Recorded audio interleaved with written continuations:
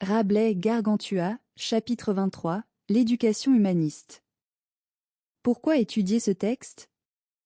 François Rabelais, 1494 à 1553, écrit Gargantua en 1535, au cœur de la Renaissance.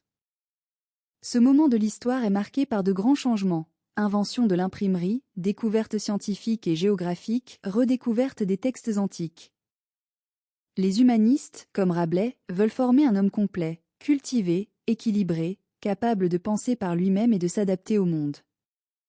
Rappel, humanisme égale mouvement culturel et intellectuel de la Renaissance entre le XVe et le XVIe siècle, qui met l'homme au centre de ses réflexions. Étudier ce texte permet de comprendre d'où vient notre conception moderne de l'école et de l'éducation.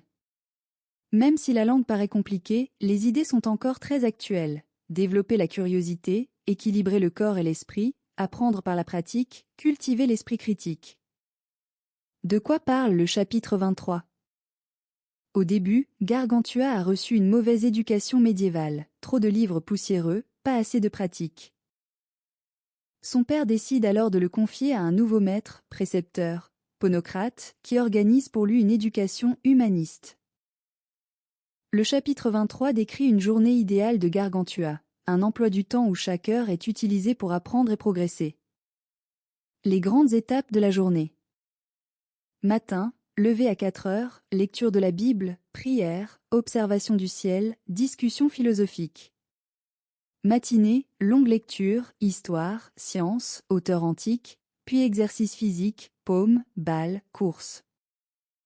Repas, lecture d'histoires plaisantes, discussion sur la nature des aliments, référence aux grands savants, médecine, botanique, astronomie. Après-midi, mathématiques, géométrie, astronomie, musique. Soirée, exercice physique, observation de la nature, débat, rencontre avec des savants, puis coucher en récitant ce qu'il a appris et prière. L'intérêt de cette journée idéale? Équilibre, activité physique, intellectuelle et spirituelle se complètent.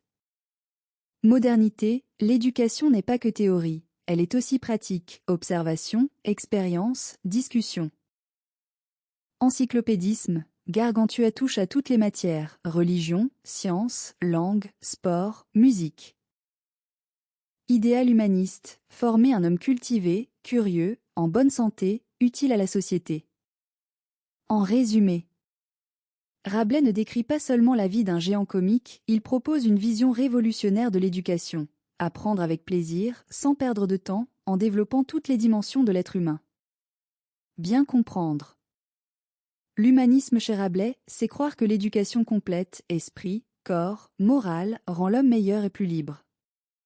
Dans Gargantua, cela se voit par exemple dans la critique des vieilles méthodes scolaires, apprentissage par cœur, stérile, et la promotion d'une éducation ouverte, lire, discuter, observer le monde, s'exercer physiquement, développer sa curiosité. Le chapitre 23 de Gargantua présente une révolution pédagogique par rapport aux méthodes traditionnelles. Chaque heure de la journée est organisée pour optimiser l'enseignement. Rabelais insiste sur le fait qu'on ne doit perdre aucune heure. Le programme de la journée de Gargantua allie hygiène, exercice physique, activité intellectuelle, artistique et spirituelle. Exemple, soins du corps, parfum, jeux de plein air, repas équilibrés, musique, langues anciennes, arithmétique, écriture, sciences. L'éducation ne repose pas uniquement sur la lecture passive mais intègre l'expérience réelle. Observation, expérimentation, visite d'atelier, imprimeur, teinturier, etc., participation active et écoute des leçons publiques. Ce modèle éducatif illustre l'idéal humaniste, liberté, plaisir d'apprendre, curiosité intellectuelle.